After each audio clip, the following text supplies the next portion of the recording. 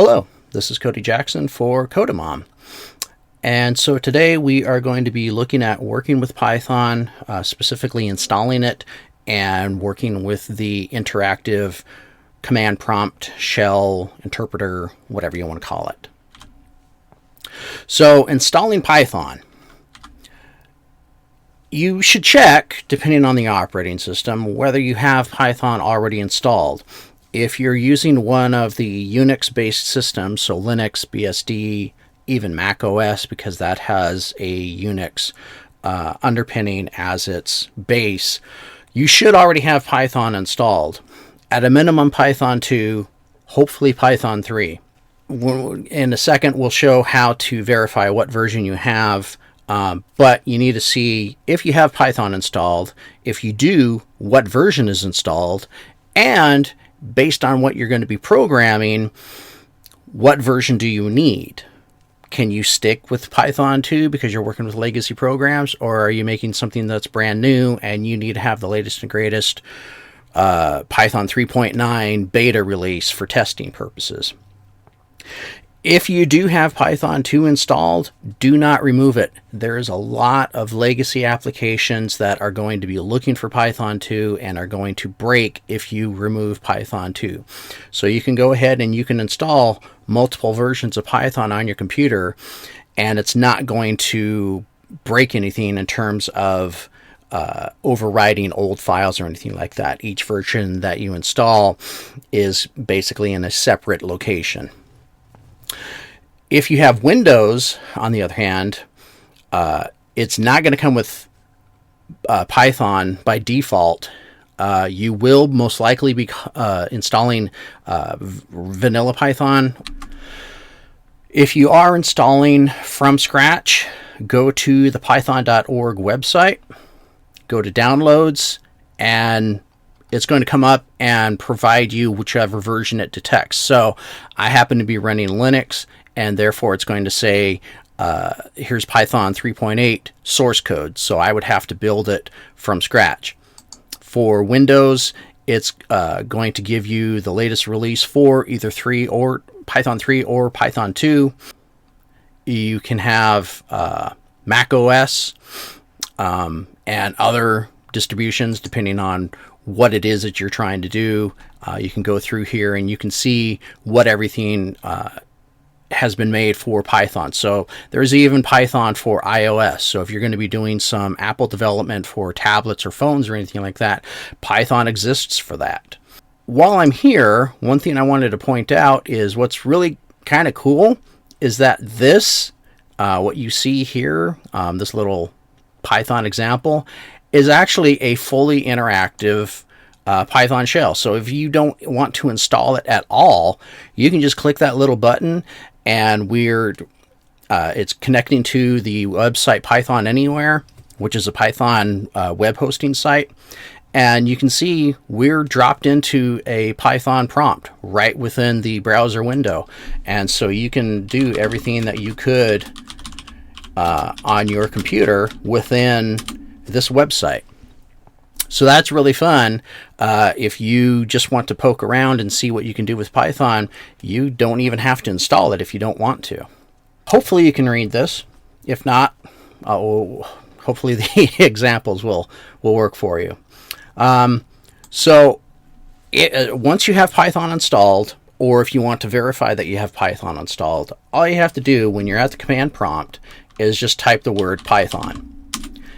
In this case, my Python is not associated with the command Python. However, if we type Python 3, then you can see that we have Python 3 installed. Alternatively, if I want to expressly call version 2, then I have to say Python 2, and then I get the latest version of Python 2. So what that means is, depending on your operating system, the word Python may or may not be associated with a default version of Python. Normally what happens is if you type the word Python, if you've installed the latest version of Python, then you'll be dropped into Python 3. What I'm demonstrating here is, while normally you can just type Python and be dropped into an interactive prompt, it doesn't always happen that way. And so you may have to specify exactly what it is that you want to use in terms of Python 2 or Python 3. In this case, for my computer, this is set up so I have to expressly call either Python 3 or Python 2. I cannot just say Python and it gives me a prompt. My other computer, on the other hand, I can type Python and I'm dropped immediately into the Python 3 environment because I set that alias up to do that. One thing that you get when you get to the Python prompt is the type of version that's being used. You can see in the screenshot I have Python 2 or Python 3, and you can also see that over here, hopefully a little bit larger for you. But there's a couple of things that these prompts will tell you. First, obviously, is the version of Python that you're using. And so that's obviously important if you are working with legacy code or something that has to use a particular version, because if you use a different version, the program will break. It also tells you when it was last updated. So this version of Python 3 was updated April 27th, and then the latest version of Python 2 was April 7th. There's a couple of ways to get Python. One is the generic installation from python.org or with whatever came with your operating system. If you are planning on doing anything involving data science, machine learning, or scientific applications with Python, you're probably going to want to take a look at Anaconda. Anaconda is a Python distribution from the anaconda.com website that by default gives you the vast majority of modules, libraries, and packages that you're going to want to use for data science, machine learning, and things like that. So you can tell whether or not you're using the Anaconda distribution because it's going to tell you in the command prompt that it's coming from Anaconda. As you saw when we were playing around with our regular vanilla Python installation, it does not have the Anaconda indicator right here. And so this is indicating that this is the regular vanilla Python installation versus Anaconda. And again, like I said previously, you can have different versions of Python installed on your computer. So Python 2, Python 3, different versions of those. You can also have different distributions. So you can have Anaconda along with vanilla CPython. And so if you want to use a specific distribution, you need to specify that when you are typing in your Python environment at the command prompt. When you are in the interactive shell, you can see that these double or triple arrows is your command prompt. It's kind of like your regular command prompt, where in Linux it's going to be a $sign or a pound sign if you're a super user or root. So this is basically a command prompt, just like your operating system, except it's for Python. So as you saw previously, you can type at the command prompt and it will accept that and provide some output to you. In this case, we just printed the text string hello world and it kicked it back to us.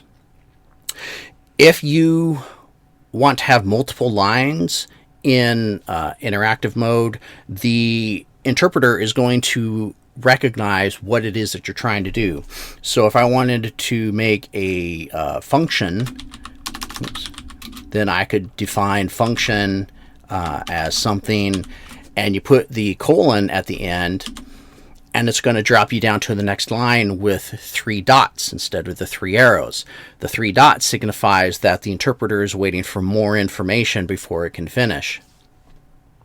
I didn't touch on this yet, but one of the key things about Python is white space is important. If you've looked at other programming languages, you know that curly braces are used to denote blocks of code. In Python, indentation is defining your blocks of code. Tradition has 4 spaces being the size of the indent. If you're using the interactive prompt, it doesn't automatically give you those indents. You have to manually put those in.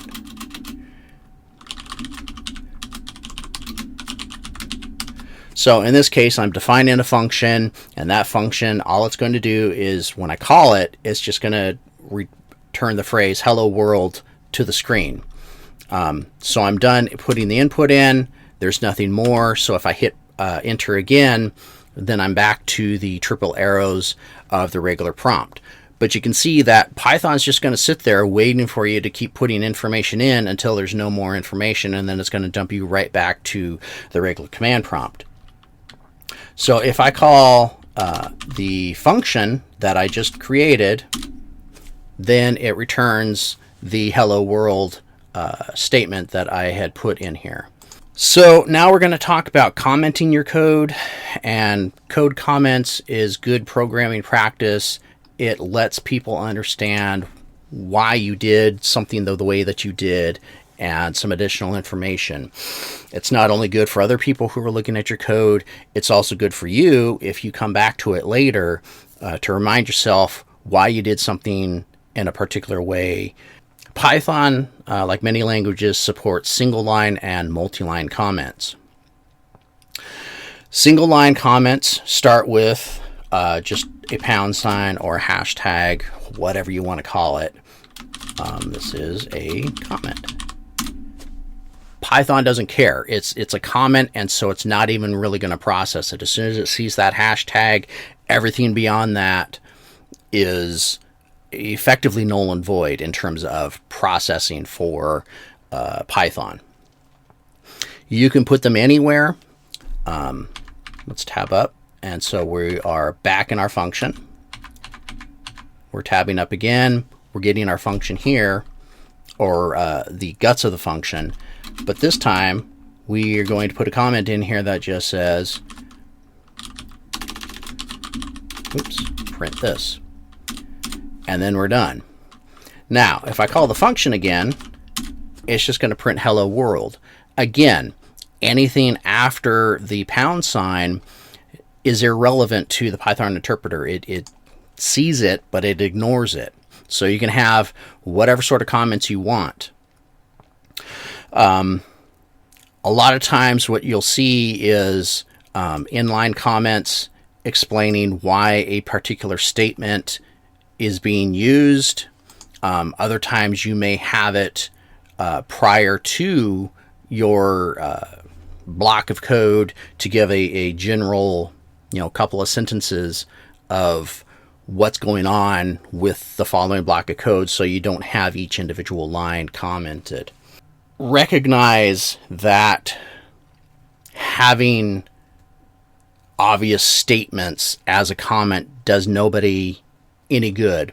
So in this case, this would be a very poor comment to add to your code. Print this. Well, duh. Obviously, I'm calling the print function, so I want to print what is, placed into as the argument to the function. So this doesn't do us any good. But if you wanted to annotate it even better, you could probably say print error messages as they arrive, something like that, and that would be, more useful to somebody who's coming along, being like, why is this print statement here? Well, it was used for debugging. Please eliminate this before production. You can have multi-line comments in Python if they are surrounded by triple quotes. So that can be either double quotes or single quotes. Python doesn't care. It's going to see them as a multi-line comment.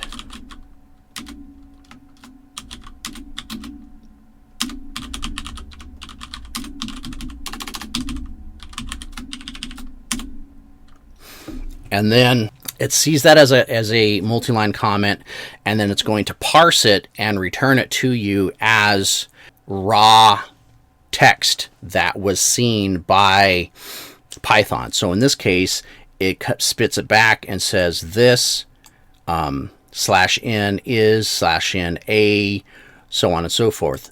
The /n is the escape character for a new line. So every time I have a new line in here, Python recognizes it as a new line character and automatically inserts that into the entire text string. So what you see here and what you see here are literally the exact same thing. It's just this is what humans read and this is what Python reads. I hope that makes sense. As I said, you can use either single or double quotes to do this. So if we wanted to do this again,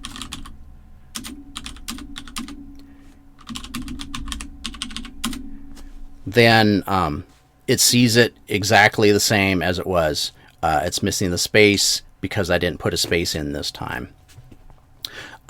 You'll note that within the Python interpreter, double quotes are automatically changed to single quotes. And it doesn't matter whether you use single quotes or double quotes in your comments, it's automatically changed back to single quotes. If you want to use both type of quotes in a text string, you can do that.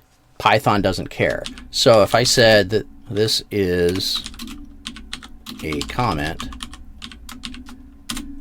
that's going to be just fine. Because you can mix both of those types of quotes within the exact same text string. If you want to use the same quote multiple times, like say you're quoting a quotation from somebody and you don't want to switch between single and double quotes, then you have to escape the quotation portion so that Python knows what you're doing.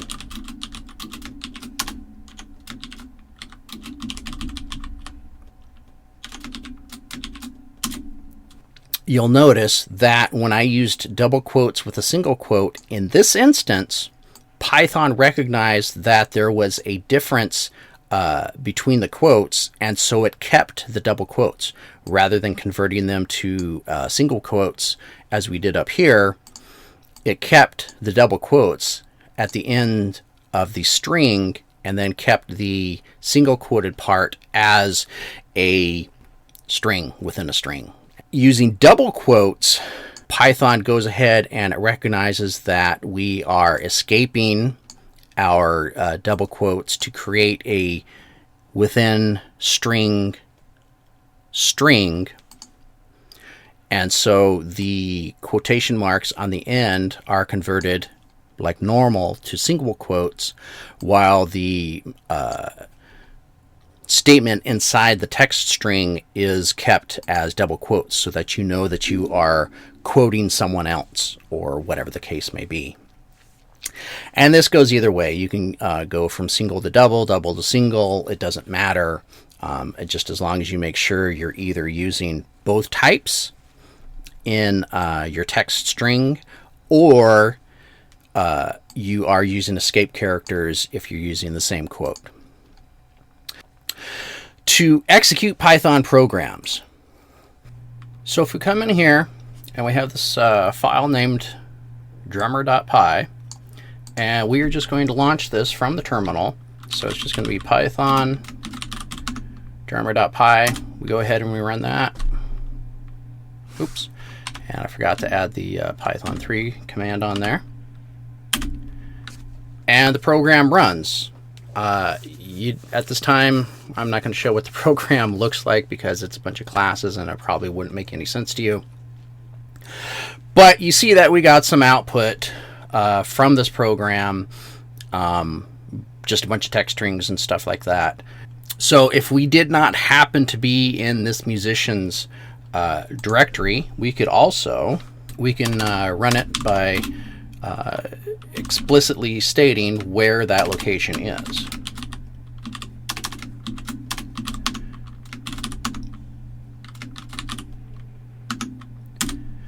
Same exact thing. So we are in the current, up here, we are in the current directory where the drummer.py is, musicians.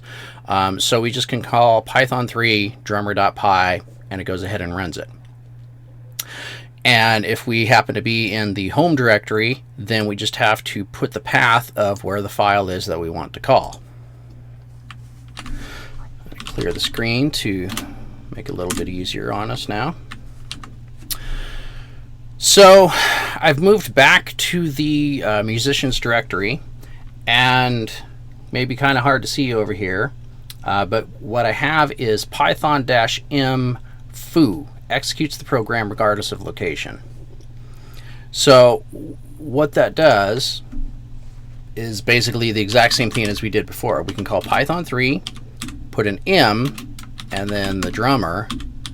Now in this case, open this up, we do not put the .py on there. What the -m is doing is telling Python to go to the Python file, in this case drummer, and then take a look at what basically the main program is to call. So I lied, we're going to take a look at the code just so you understand what I'm talking about. But before we do that, if we go ahead and we call the program like this, you see that it runs exactly the same. Now, one thing I want to point out is you can only use -m if your program is normally importable. And that's a lesson for further down the road. What I mean by that, though, is for my particular program here, so if we go back to the root directory, or the home directory, and I try to run that exact same program, it's going to tell me it has no idea what drummer is. That means that the drummer program is not in the path of basically executable Python files. Now, if I want to call a Python file that is part of the default path for Python programs, such as HTTP server, then it goes ahead and it creates a web server at IP address 0.0.0.0, port 8000. This is a built-in module for Python, and so that's why it doesn't matter where this program is located. It knows how to locate it using that -m flag. So, just for clarity, we are going to open up the drummer program, and you can see what I'll make this a little bit bigger. So I'm not going to go into the details of this. Basically what we have here is object-oriented programming. We have a bunch of classes that deal with a band and making the code that or the text strings that you saw coming out. So here's the various noises, the count off at the beginning, 1, 2, 3, 4, stuff like that. But this is the key part. If you call a Python program using that -m flag, that the Python interpreter is going to look for a bit of code that follows this if name equals main, then it's going to run this. We'll get into the details of this later, but basically, if you do not have this, if name equals main, then you cannot import, I should say, you cannot run a Python library. You can still import it and use it within your code, so everything up above that line I can import into another program, but I cannot execute it directly without having this if name equals main portion in here. And that's how we are able to access it, by just calling the Python 3 drummer.py or Python 3-m drummer. Those are both calling that same portion of code that was below the if name equals main. And we are at the end of this. So let's make this a little bit bigger. And So in this video, we installed Python, if it wasn't already there, or confirmed that it exists. I guess we technically didn't install it, but installing Python is like installing anything else. For Windows, you just grab the executable and you run that. For Mac, you just download the Mac binary and you run that. And for anything else, you either install it by source, which I'm not going to get into. That's a Linux lesson. And we can always talk about Linux in other videos, but that's neither here nor there. We talked about installing or confirming that you have Python there, as well as what version is installed.